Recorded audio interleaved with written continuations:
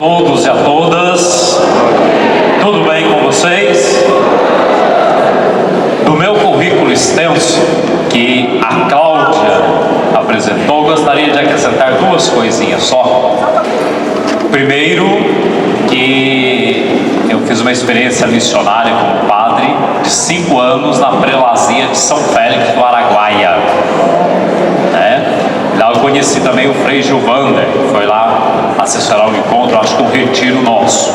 E depois fiquei os últimos 5 anos, de 2019 a 2023, portanto vivi a pandemia e o pandemônio, em Brasília, na Secretaria Executiva do Centro Nacional de Fé e Política do Helder Câmara, o CEFEP.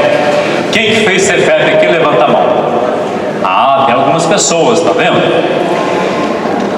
E nesse período no CEFEP nós construímos juntos, já vou fazer propaganda, não falar se pode, mas vou fazer, o projeto Encantar a Política, com a Rede Brasileira de Fé e Política, enfim, diversos organismos, e assumidos pela Conferência dos Bispos. Então Pedro Ribeiro, a Tereza já estão aqui, vão ficar na mesinha lá fora com a revista Casa Comum, lá fora, Casa Comum, que é uma parceira, está divulgando o projeto, e cada diocese pode indicar uma pessoa para procurá-los e levar as revistas para a diocese. E depois, a partir daqui, a gente pode continuar conversando sobre este projeto Encantar a Política, que visa sobretudo as eleições, esse ano eleições municipais, mas a formação política como um todo. Fala a sigla CEPEP aí, que nós temos que entender. CEFEP, C-E... Não, o que é que significa? CEFEP, Centro Nacional de Fé e Política do Helder Câmara. Na verdade, a sigla não tem muito a ver com o nome. Resumindo, se for... Eu já estava tentando explicar a sigla, não dá certo. Centro Nacional de Fé e Política do Helder Câmara, que é um serviço da CNBB vinculado à Comissão Episcopal Pastoral para o laicato, mas de vez em quando alguns padres, diáconos religiosos passam por lá também. Depois, outra hora, a gente fala do CEFEP. Pois bem, para falar das SEBs e lutas populares, terra, trabalho, pão e tecnologia, depois de procurar em vários materiais, eu fiz a opção de falar para vocês a partir do resultado da 6ª Semana Social Brasileira, que fez uma jornada de 4 anos, uma semana de 4 anos, e que mobilizou muita discussão, reflexão, as pastorais sociais. E o que a gente sempre discute no nosso âmbito? Nós temos, às vezes, muita atividade e nós participamos de várias ao mesmo tempo para trabalhar temáticas em espaços diferentes, é a mesma coisa. Então a gente precisa valorizar aquilo que tem em comum. Só para ter uma ideia aqui, quem que é de pastoral social aqui, levanta a mão. Todo mundo, então já sabe o que eu vou falar, já posso passar a pergunta. Mas assim, algumas coisas que eu trago aqui são bem genéricas, bem gerais, outras são específicas, mas penso que é sempre bom reforçar tudo isso. Então podemos passar? Quem está passando o slide aqui para mim? Isso. Então todos nós sabemos que essa temática da terra, teto e trabalho, a temática proposta pelo Papa Francisco a partir dos encontros mundiais com os movimentos sociais ou movimentos populares, e terra, teto e trabalho são as urgências, as condições básicas para a pessoa ter o mínimo de vida digna, não é isso? Então a gente tem todo esse processo. Mas quando se construir a 6ª Semana Social Brasileira, que é uma semana de 4 anos, que muitos de vocês participaram, se pensou o seguinte: naquele momento era preciso defender democracia, uma economia no outro modelo, o Papa Francisco propõe a economia de Francisco, economia solidária, etc., e soberania. Sem democracia, uma economia adequada e soberania, nós não vamos conseguir ter terra, teto e trabalho em vida digna. Segue?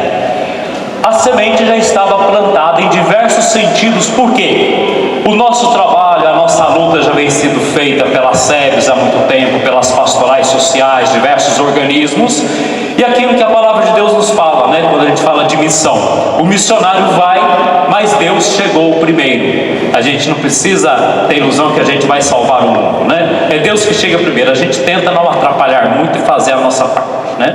Então podemos seguir. E todo o caminho percorrido pela Semana Social desembocou no projeto popular. Um Brasil diferente, o Brasil que a gente sonha, que a gente quer. Tira esse tripé da frente. Esse tripé, alguém pode pegar aqui, mas já baixei. Ótimo. Isso. Então, é um projeto de um Brasil popular que a gente certamente já tem em mente, já trabalha por ele, enfim, mas que a gente quer trabalhar aqui. E aqui uma provocação. O Dom Lanza, quando falava na homilia, falava do agronegócio. E hoje a gente vê nas redes sociais que o agro ocupa as redes e faz qualquer um acreditar que é agro, né? A pessoa tem um quintal, planta um pé de couve, a folha fica no quintal do vizinho, mas ele acha que é agro. Mas aqui tem um dado interessante. 50 grupos empresariais no Brasil têm direito a usar 5,2 trilhões de litros de água por ano. Vocês imaginam o que é isso? Eu não faço ideia, só transmito para vocês. Certamente tem gente aqui que calcula melhor que eu. Concentrado nesses 50 grupos apenas, né? Eu morei na São Félix do Araguaia quando o agro estava tomando conta de lá. E é uma coisa maluca, vocês não imaginam como é que é. Eu acho que em Minas, alguns lugares pode ter alguma coisa parecida, mas quem está lá no Mato Grosso, Goiás, nós daqui não temos noção não, a gente passa longe. Mas temos um outro projeto, o de convivência com o semiárido, que se destacou pelo programa 1 milhão de cisternas. Quem de vocês que colaborou? Não precisa levantar a mão não. Ah, um punhado, tá vendo? Então, quer dizer, nós temos vários projetos caminhando pelo Brasil. E não precisa perguntar para vocês, qual desses projetos que é de acordo com a proposta do Evangelho, de Reino de Deus, que para quem não acredita ajuda a construir um país melhor também, uma realidade melhor, né? Então este contraste é um exemplo dos diversos projetos que estão no Brasil. Um projeto popular, ele precisa responder com consciência e criatividade às ameaças que estão destruindo o tecido de nossas relações e das relações. Eu acho que ninguém de nós hoje nega que todas as relações estão muito fragilizadas. A própria pandemia ajudou nisso. A ascensão desse chamado neofascismo em todos os lugares, extremismos, extrema-direita, tudo isso. Também o nosso comodismo, que a gente vai tocar ali na frente, né? A gente às vezes se acomoda nessa situação que nos parece sem solução e vamos esgarçando as relações, né? Então, para começar a pensar nos 3Ts e na tecnologia, a gente não pode ser ingênuo de chegar só lá e querer resolver. A gente precisa tentar identificar as causas de por que essas questões não estão sendo satisfeitas. Por que nós temos que falar de terra, teto e trabalho? É porque são deficiências da nossa sociedade. E não estão aí por acaso, né? Estão por um projeto poderoso que está em curso há muito tempo. E talvez eu vou falar em outro momento, mas eu lembrei agora, já vou citar, o Ailton Krenak, né, nosso conterrâneo, imortal da Academia Brasileira de Letras, naquele livrinho Ideias para Adiar o Fim do Mundo, quem não leu tem que ler, ele vai falar o projeto de civilização construído nos últimos 2 ou 3 mil anos, cristão ocidental, bem baixinho, é um projeto suicida, é um projeto que não deu certo, é um projeto que causa essas exclusões. Mas aqui a gente identifica 4 grandes doenças que a humanidade, nós no Brasil sobretudo, vivemos. Primeira delas, o extrativismo predatório. Nós temos uma economia baseada no extrativismo que vai destruindo o nosso planeta, o nosso meio ambiente. E o Papa Francisco, desde a Evangelii Gaudium, mas sobretudo na Laudato Si, todo mundo já leu Laudato Si? A Laudato Deum também? Quem não levantou a mão já vai ficar de castigo no no final. Eu sou daqueles que põe castigo também. Porque a gente precisa entender a preocupação do Papa com tudo isso. E ele, quando fala isso, ele só apenas recolhe aquilo que movimentos sociais, pastorais sociais, já falam há muito tempo. E esse sistema é adotado pelos governos tanto de direita quanto de esquerda, porque há uma grande preocupação com a economia. Aí a gente vai falar do capitalismo, que é outra questão, o engano. Aquele engano que vocês conhecem a história, pelo menos quem é acima de mim, mais velho que eu, né? Que a gente tem que fazer o bolo crescer para depois dividir. Vocês lembram dessa história? Né? Então dividindo, né? Isso, está só crescendo. Então, todos os governos de direita ou de esquerda adotam algum sistema de extrativismo predatório. Este modelo ele garante apenas uma coisa: a concentração de bens para as elites econômicas, aqueles que já são mais ricos. O Ladislav Dalbor vai dizer que no mundo, eu fiquei assustado quando li isso, por isso que eu repito sempre, talvez alguns de vocês já entendam melhor. 99% da riqueza do mundo, 99%, está nas mãos de 1% da humanidade. Vocês entenderam o que é isso? Nós ficamos lá embaixo, né? Então, e este modelo extrativista favorece exatamente isso. E essa elite econômica já desistiu do restante da humanidade. Na Fratelli Tutti, o Papa Francisco aponta para isso. Essa pequena elite de 1% já calcula que 80% da humanidade pode ser descartada, pode ser eliminada. Esse grupo sabe que não há mundo para todo mundo e o mundo é só deles. Alguns cientistas vão falar que isso é impossível, ou se salva todo mundo ou não se salva ninguém, mas com certeza nós não estamos nos 10 ou 20% que essa elite imagina que vai ser salva, né? Então nós vamos aumentando cada vez mais as zonas de sacrifício.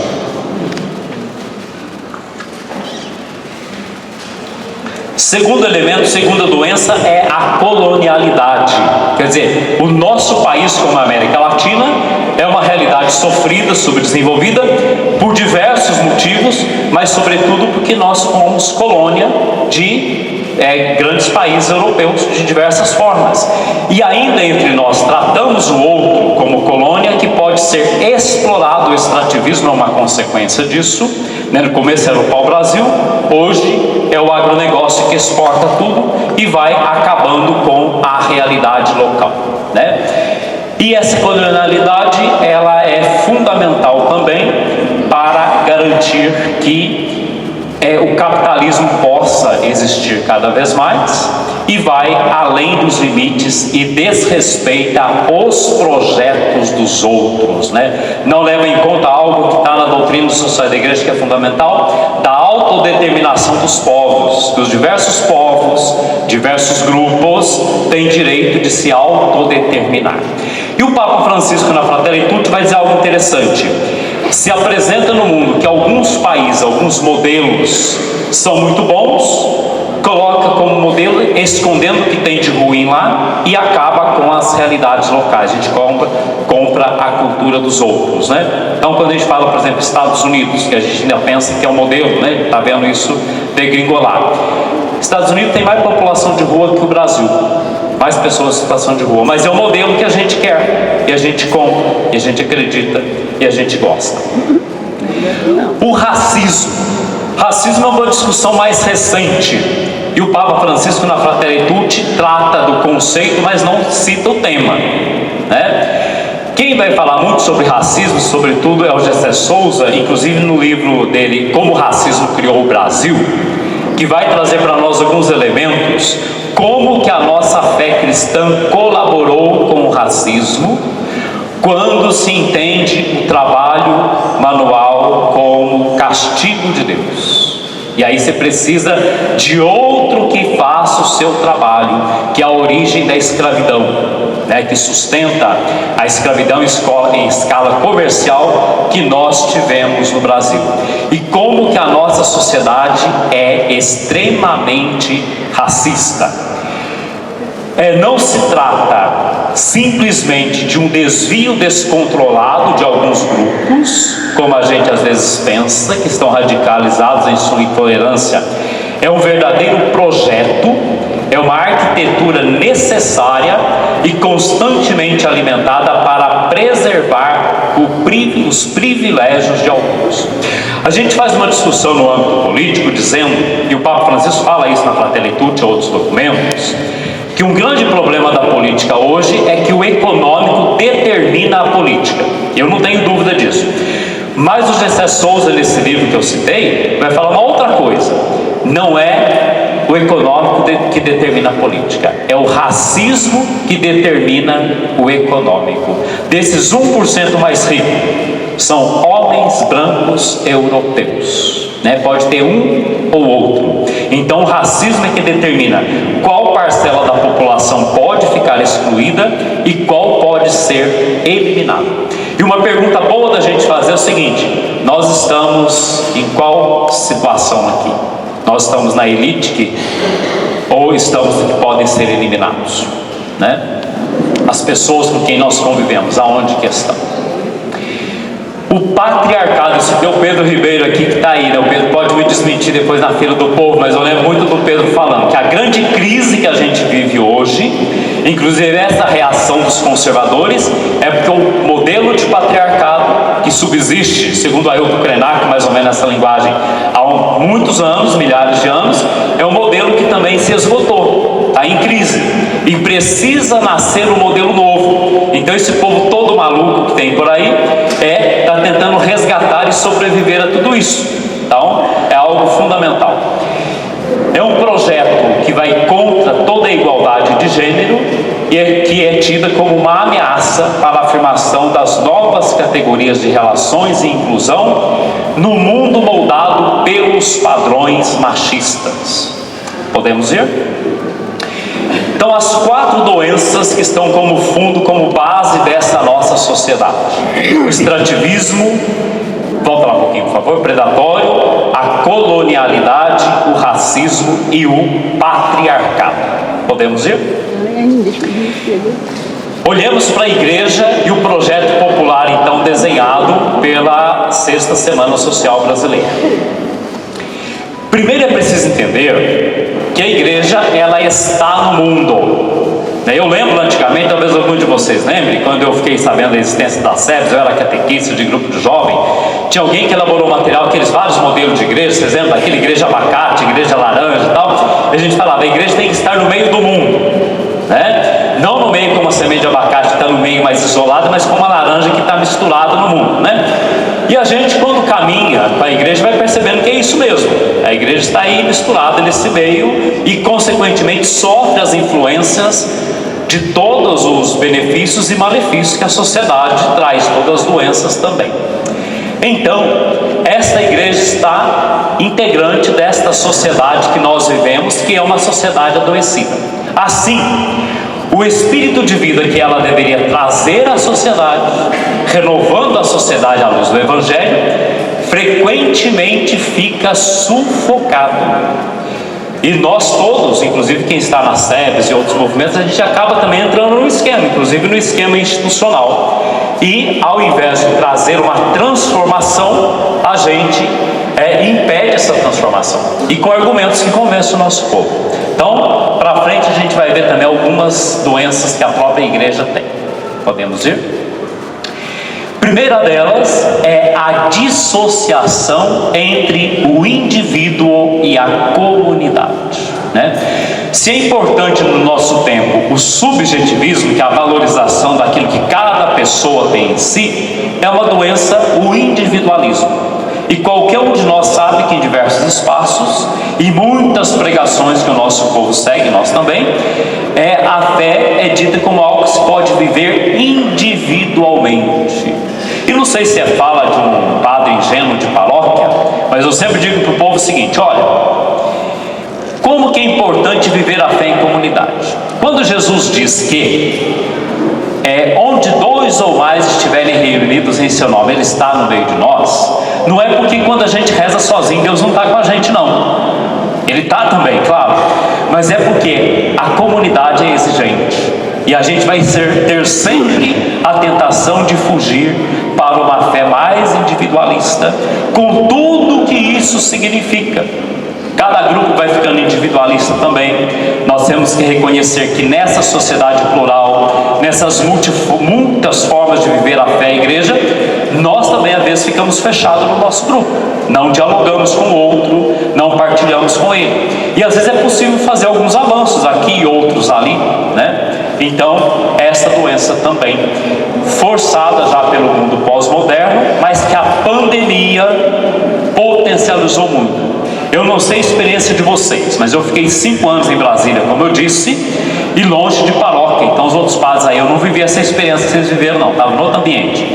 Mas eu ouvia muito das paróquias por onde a gente começou a ir, e no sul de Minas, agora que eu estou voltando, a dificuldade que é voltar mesmo às celebrações, aos encontros, né? Tudo ficou mais difícil, as pessoas se acomodaram mais em casa. Então a pandemia teve isso. Eu entendo também, não sei se estou certo, que a pandemia foi um baque muito forte e que para a gente conseguir recuperar leva anos. Não vai ser uma volta de repente 1, 2, 3 anos não, né? A gente tem que fazer uma outra construção, mas a influência é muito grande.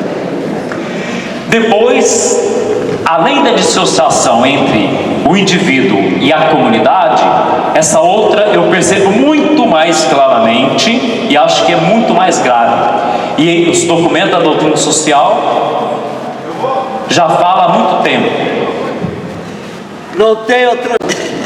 A dissociação entre a fé e a transformação social. A gente sempre falou isso, né? A dissociação entre fé e vida, é que a gente às vezes vive na igreja algo, nos movimentos, nas pastorais, enfim, mas separa a fé da vida prática, tal. Mas hoje nós temos um passo mais complicado que está aí, que são as acusações contra quem propõe uma interação na transformação da sociedade.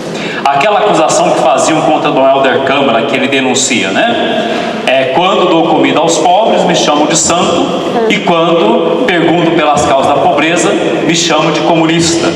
Quem nunca ouviu isso aqui está no lugar errado, hein? A gente tem que ouvir isso de vez em quando, né? E hoje muito mais forte. E às vezes a gente não percebe, embora eu sei que as pastorais sociais trabalham muito isso, o que tem por trás disso também? É que para transformarmos a realidade, para que os bens sejam distribuídos, as pessoas tenham mais vida que aquilo que a gente busca, naturalmente vai ter que tirar alguns privilégios de algumas pessoas. Aqueles que têm muito que a gente nem consegue mensurar, mas eles não querem perder nada, então naturalmente vão reagir de forma violenta. E como há muitos documentos falando disso, a religião é um instrumento fundamental para esses grupos também, para manipular o povo, né? Não podemos ter ingenuidade. A gente vai falar depois de fake news se der tempo. A gente falava isso. As igrejas, grupos religiosos são aqueles que mais divulgam fake news, porque a gente é muito ingênuo. Então, essa dissociação entre a fé individual e a fé transformadora é muito forte. Depois, a terceira doença é o desânimo e a resignação, porque a gente se sente impotente diante de tantos problemas. Quem leu também a Fratelli Tutti, lá o primeiro capítulo, como é que o Papa começa? O mundo em sombras. E ele vai mostrando, olha, por que o mundo é em sombras? Porque tudo aquilo que foi sonhado no pós-guerra, tal, da Europa, etc e tal, de repente não aconteceu. E de repente piorou. E de repente, né, ele descreve um quadro meio assustador, mas é isso mesmo, né? Então, esses desafios são muito fortes, né? A emergência climática, a gente vê as notícias, né, lá do Rio Grande do Sul. Quem foi para Manaus no começo do ano, que é final do ano passado, para o Congresso Missionário, tempestade de areia, Rio Amazonas secando, a gente conversa com os bispos lá do Rio Negro, falando, não, lá também está seco, né? Quem que imaginava isso? E o pessoal não acredita. Eu falo até na missa, né, que os negacionistas morrem primeiro, né? E alguns sem culpa, mas é por aí. A desigualdade crescente com todo o esforço que a gente faz, E algo que o Papa Francisco fala muito na Fratelli Tutti é a perda da governança global. Os organismos internacionais como a ONU não dão conta mais de resolver as grandes questões, né? E aí alguns analistas de geopolítica, alguns aí talvez possam falar melhor que eu, vão refletir também na seguinte linha: há uma mudança, né, de governança que vai saindo de um mundo unipolar para um possível mundo multipolar que a gente não sabe o que vai ser, que tem algumas perspectivas esperançosas, né, sobretudo a partir dos BRICS Plus e outros, mas a gente não sabe. O certo é que o mundo está desgovernado e a gente precisa reconstruir. Então são questões que parecem simples, mas não são, e para o nosso mundinho isso nos acomoda, porque a gente não vê solução para isso. Parece que foge aquilo que a gente pode fazer. Então são as doenças, né? Essas três aí. Podemos ir? Por que um projeto popular? Quais as características de um projeto popular, então? Reconhece como verdadeiros protagonistas da história o povo fiel de Deus, né? Não só nós que estamos aqui, que somos uma elite desse povo, mas o povo com quem a gente trabalha lá na base.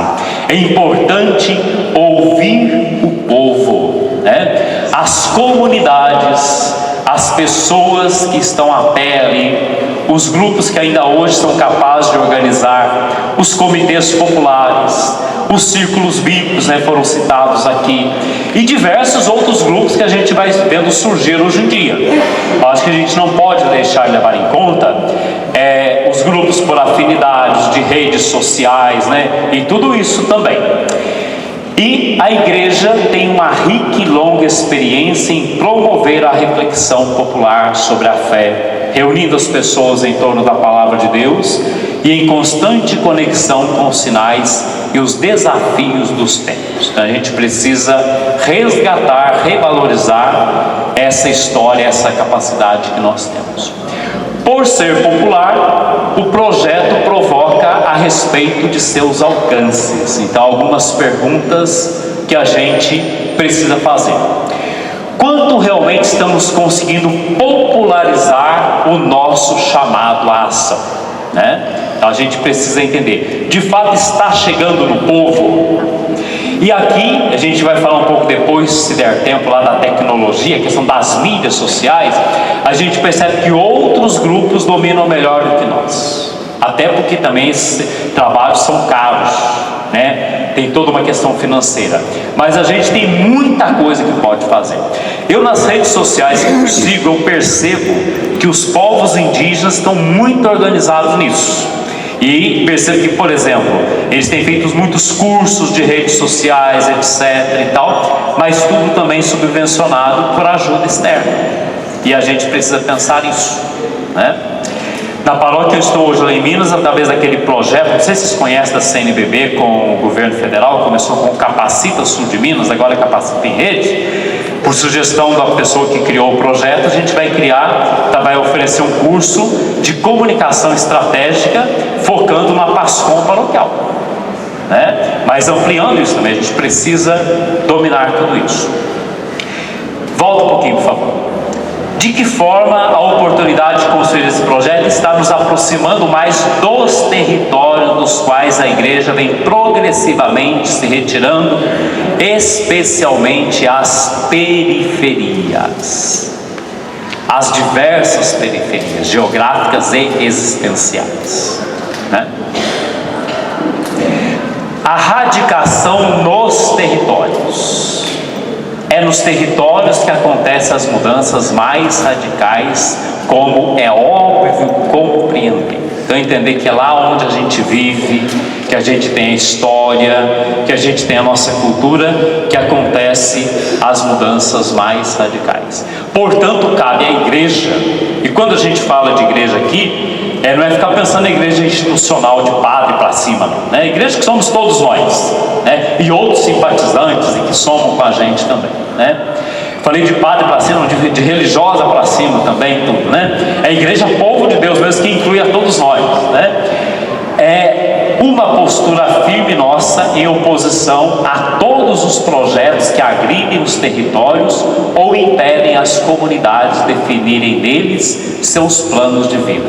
Eu penso que aqui, se abrir na fila do povo a possibilidade de cada um contar situações que vive, de agressão, etc e tal, a gente faria o restante do encontro só disso, né? As lutas, resistências.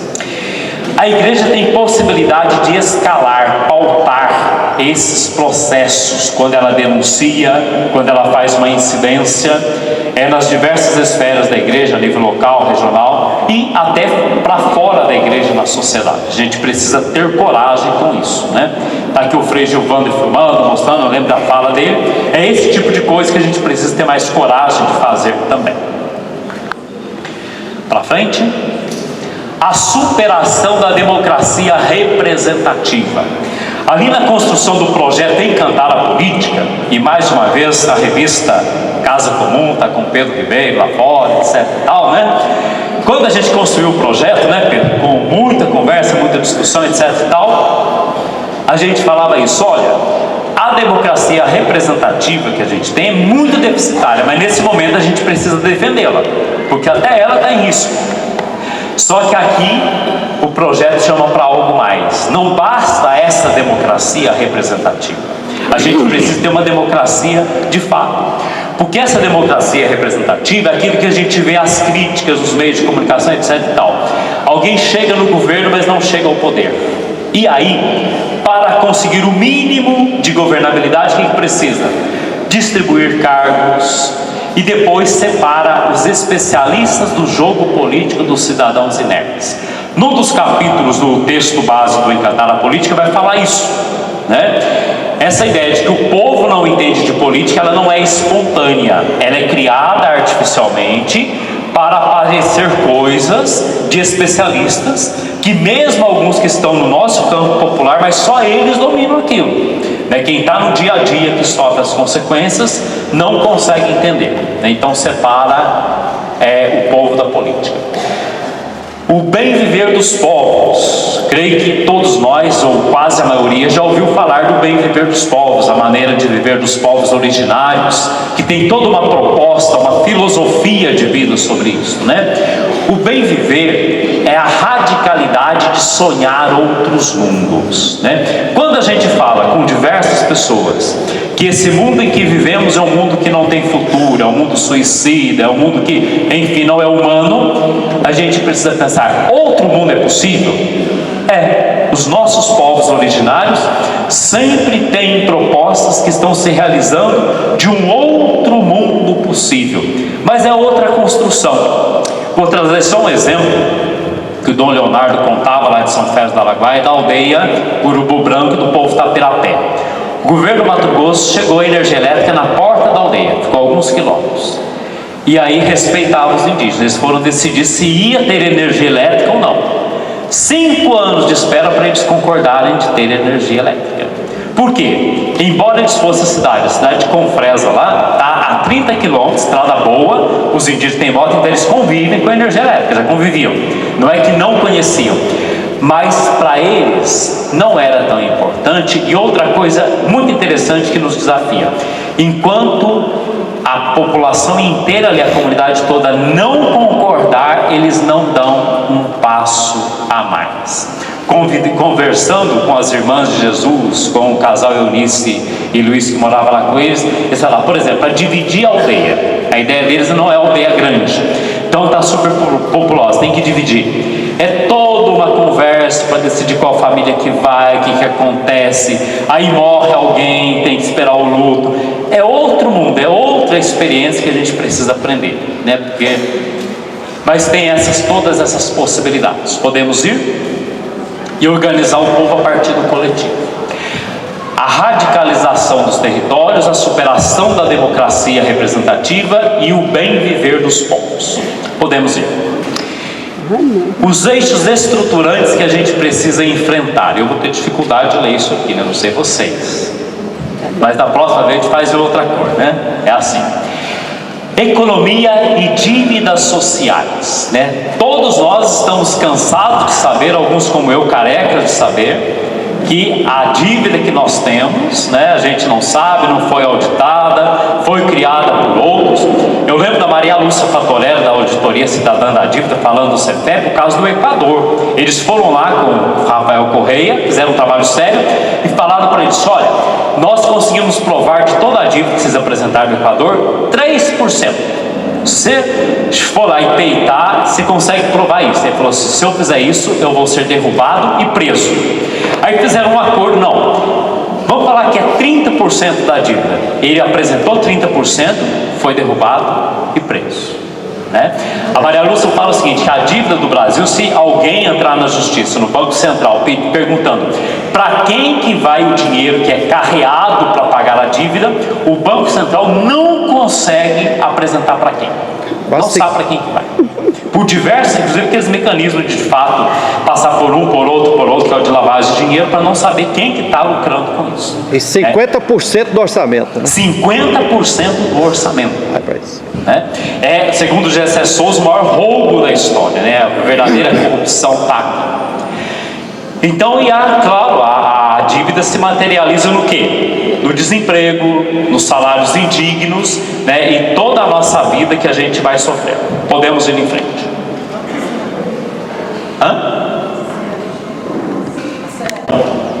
As ações: Auditoria Cidadã da Dívida, apoiar essa iniciativa, incidir sobre o controle popular e participativo através dos conselhos de direito, né, o curso lá do CEPEP de formação de conselheiros, implementar a economia de Francisco e Clara, atuar no enfrentamento da privatização do sistema presidiário. Esse material eu disponibilizo para você depois, que é muito interessante, porque ele apresenta algumas propostas e aqui já tem os parceiros, já estão agindo, é só valorizar o que já está sendo feito. Então aqui as convergências vão apontar para isso. Pode ir. Soberania e democracia, né? Tentativa de efetivação da privatização do patrimônio nacional. É uma forma de dominar o povo, é privatizar tudo aquilo que é do povo, que o Estado deveria gerir, e a gente sabe disso sobejamente. Podemos ir em frente. Isso, as ações: mobilizar as comunidades e movimentos para atuar junto aos comitês populares, atuar no fortalecimento das campanhas de descriminalização das drogas, incidir na democratização da comunicação, atuar nas conferências que mobilizam para o Sistema Universal de Seguridade e Proteção Social, mobilizar estratégias para a garantia das pessoas LGBTQIA+. Pode ir em frente. Terra, teto e trabalho, que é pão. Podemos ir. O modelo de desenvolvimento do campo brasileiro historicamente é baseado na concentração fundiária e na monocultura extensiva, hoje materializado no agronegócio. Tem uma estreita ligação com o desmatamento dos biomas, produzindo utilização crescente de agrotóxicos e tudo mais. Então, é um sistema nocivo. Podemos ir. As ações: dar visibilidade e incidir através das campanhas de mobilização contra a violência no campo e nos territórios dos povos tradicionais e originários. Enfrentamento e combate à fome e fortalecimento da segurança alimentar. Enfrentamento aos grandes projetos relacionados à mineração. A gente fala muito do agronegócio, mas a mineração também, e esse povo todo está envolvido na tentativa de golpe e tudo mais, né? A gente sabe disso. Teto, moradia. A cultura dos povos originários devem ser valorizadas nos seus territórios e direitos. A valorização dos biomas e convivência com essas realidades. Superadas as desigualdades territoriais de fome com a reforma agrária e a segurança alimentar. Investimento e valorização dos pequenos agricultores e produções agroecológicas, né? Então, tudo isso vai assegurar, não só, quando a gente fala de teto, não pode pensar só numa casa arrumadinha, né? Minimamente, mas em todo um ambiente que seja saudável, que a comunidade esteja próxima. Outro dia, falando do Evangelho, fala: Jesus voltou para casa e aí os parentes vão lá para buscá-lo. Quer dizer, não era a casa que ele morava, né? Porque os parentes vieram de outro lugar. Quer dizer, é a cidade, o lugar que ele se sente à vontade. As ações: inserir o debate sobre o direito à moradia na formação das dioceses e paróquias, realização de campanha da fraternidade sobre a moradia, debate sobre políticas públicas para a cidade e organização popular, organização e fortalecimento das mulheres nas ocupações, participação das etapas municipais e estaduais da 6ª Conferência das Cidades, que vai acontecer, né, em novembro deste ano. O trabalho, a gente sabe, o trabalho é central para tudo isso, até João Paulo II fala isso, né? Mas o que tem alguns elementos? O trabalho está em profunda transformação no Brasil e no mundo. A questão de serviço, as pessoas que preferem ganhar menos, mas trabalhar por conta própria. Tem vários estudos nessa linha já. Está mudando a configuração de trabalho, né? E há o tensionamento global para flexibilizar as leis de trabalho, que vem de encontro com essa mudança e aspiração do povo. Uma coisa está conjugada com a outra, né? O avanço técnico e produtivo é usado apenas para aumentar a pressão sobre os trabalhadores, né, ao invés de facilitar a vida dos trabalhadores, que seria o ideal. Para a desregulamentação do mundo do trabalho, o papel do Estado é fundamental. Então, os que querem desregulamentar ocupam o Estado, as diversas bancadas, que a gente agora tem bancada católica, né, aprovada pelo Senado, né, essas diversas bancadas do BBBBB, agora BBBBC, né, também tem essa finalidade. Enfim, né, é tudo muito complicado. Vamos lá. As ações: apoiar e mobilizar para a Conferência Nacional de Economia Solidária, que acontecerá em 2025, identificar, fortalecer e denunciar trabalho análogo à escravidão, monitoramento e incidência a partir das principais leis e portarias nacionais de alteração das leis trabalhistas, acompanhar a pauta da classe trabalhadora. Vamos? A tecnologia. Hoje falar de aí isso já não está no projeto da sexta semana não, que não era o tema. Pesquisei algumas coisas e trouxe só algumas ideias. Falar de tecnologia, sobretudo falar de tecnologia da comunicação, e aí toda essa questão do escândalo da Meta, essa coisa toda que a gente sabe. Por exemplo, identifique nas redes sociais. Qual que é o produto que a rede social vende? O nosso perfil. Quanto mais a gente fica, vai identificando para vender para quem manda propaganda. E a gente pensa que está lá aproveitando alguma coisa. A inteligência artificial, que merece ser tema de um outro encontro desse, que o Dom Lanza citou, e o Papa tem se posicionado sobre isso. No mundo de concentração de renda e exclusão, a tecnologia fica nas mãos dos mais ricos, isso é óbvio. A gente tem alguma coisa, tem muito celular, mas não passa disso. No campo do trabalho, a tecnologia vem tirando empregos, aquilo que já falou no item anterior, e a excessiva confiança na tecnologia tem afastado as pessoas de si mesmas e das comunidades. As ações propostas: criar grupos de estudos sobre os diversos impactos da tecnologia na vida das pessoas, a inteligência artificial e outros, sobre as mídias digitais, apoiar iniciativas que possibilitem a democratização da tecnologia por grupos populares de nossas bases, e também as iniciativas de combate às fake news, sobretudo nas eleições, e nós temos diversos coletivos como o PERE e esses outros que já fazem isso. Fim. Beleza, obrigado Padre Afonso. Wander, que no nono Encontro Mineiro dos Pegos em Passos, no sudoeste de Minas Gerais. Hoje, dia 19 de julho de 2024. Nós queremos bem, nós queremos